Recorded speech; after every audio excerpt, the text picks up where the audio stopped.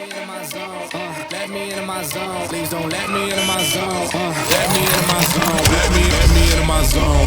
Let me into my zone. Please don't let me in. Yeah. Gon' play that. Take you down, I'ma say that. Might need me a couple dollars. Telling you now this payback. So I take that. Ask them now what's sage at. I've been going to the top and I got what they not, so I know that they hate that. But I'm on now. All these lanes gonna zone out. And all these lanes gonna take what I did and they twist and they burst till I fall out. But I know that, so I keep what I'm doing cause I own that. And I stay in the lab and I kill everything, but I don't ever move, I'm a Kodak. So I'm gone, finally back in my home. I'm working like so much, they swear I had me a clone. Can't answer my phone now, just leave it there, that tone. Ballin' can't D me up cause I'm back in my zone now. Cause I'm back in my zone now.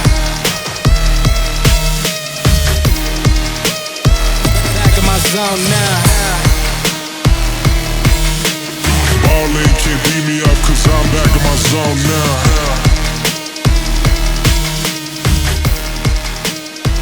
Back in my zone now. Let me into my zone. Please don't let me into my zone. Let me into my zone. Let me into my zone. Let me into my zone. Please don't let me in. Please don't let me. And here we go again. Right, Tom is currently unpicking those fuel pipes.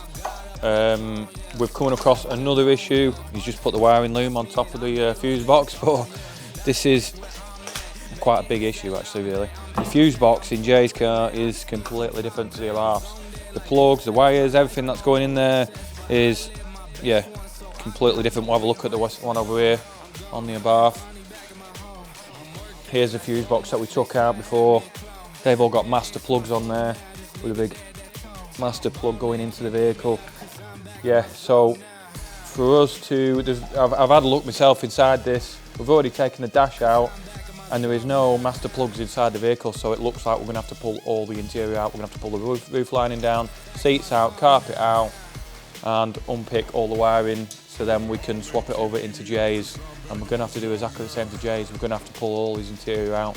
Not a thing that we wanted to do, but I suppose this is exactly why we got a donor car again, because we would have had, if we'd gone out and got an engine and tried to do it, we would have had to either run some sort of like standalone management, which is not what we wanted to do. So we wanted to make it reliable, and I think the only way we can do this is by swapping that wiring loom over. So Tom's going to start pulling Jay's apart. I'm going to start pulling this apart to try and speed up the job. Fingers crossed it's going to work. Right, so we're back to it today, back on Jay's car this time. Now, what we've been doing this morning is we've been swapping the fuel tanks over because there is a difference in those fuel pipes. The one on the Abarth for the Abarth engine had a fuel return line, which Jay's didn't. So rather than trying to make that work on his fuel tank, it was just better just to swap the whole thing, really. It was easier, quicker and everything else. So we've done that. We've bolted his fuel tank back up, put his fuel filling net back in. Tom's now clipping the fuel pipes and stuff back on underneath the car, heading into the engine bay so he can then start building the engine and, well, start putting the engine back in, Jay's. We've also put the gear selector mechanism back up in there whilst we could do, whilst we were underneath. And then we're going to lower the car down and then Jay's going to start taking all his stereo equipment out of the back so we can literally gut his interior, literally take everything out so we can do what we did to the Abarth and put that wiring harness in. So that's going to be pretty much our day, I think. We're going to be stripping out all his interior, fitting that wiring harness, getting it ready for the engine to go in. Let's go.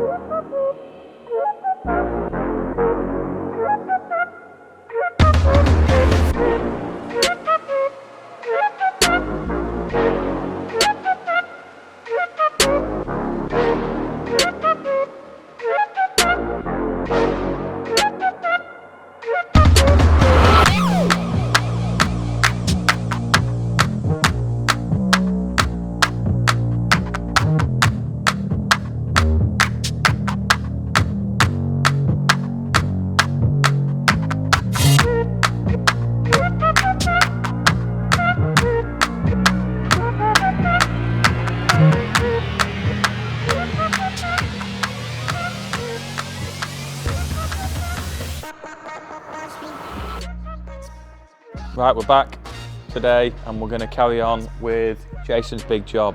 Now it has turned into a bit of a bigger job than we actually anticipated, but that's what happens with these sort of conversions, I suppose, in a way, in these upgrades. So the engine's now in. Tom did a good job yesterday. He actually fitted the engine, so all the mechanical side of it's done under the bonnet. Now we're just moving on to Jay's interior. We've ripped out all the dash. We've got all that frame work out, and we're going to change the pedal box over, so he's got the better pedals in there, which are the fancier pedals than his. Then we're going to fit all the wiring loom in the car through, wire it all up, and then fingers crossed it's all going to start up first turn of the key. We'll wait and see.